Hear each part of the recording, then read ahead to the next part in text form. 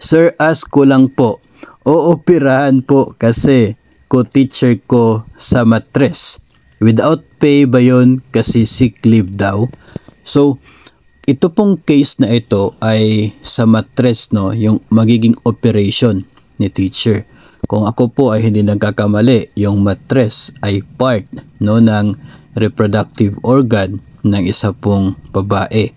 No, so sa case na ito ay hindi naman po nangangahulugan na sick leave, no, kasi nga qualified ito doon sa magiging Magna Carta for Women na uri ng leave. Ang Civil Service Commission ay mayroon pong Memorandum Circular number 25 series of 2010, guidelines para sa pag-avail ng special leave benefits for women.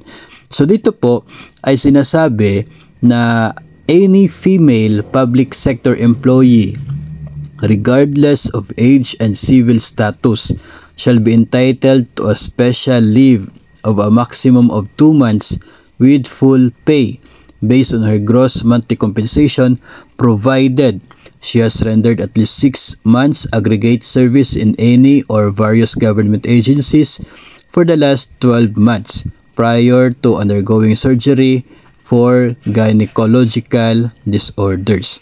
So ito po yung talagang main na reason, no, kapag yung surgery na gagawin ay related doon sa gynecological disorders, ay automatic na si babae ay eligible para mag-avail ng 2 months, 60 calendar days po yun na leave with pay po.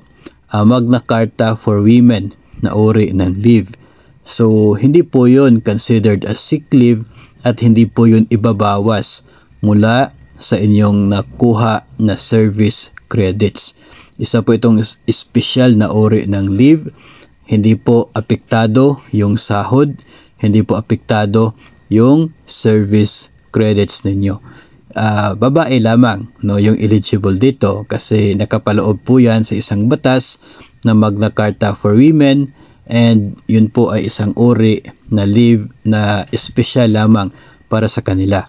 Pero kapag yung isang operasyon ay hindi related doon sa gynecological disorders, doon sa mga identified na karamdaman, ay hindi na siya covered dito sa Magna Carta for Women na uri ng leave.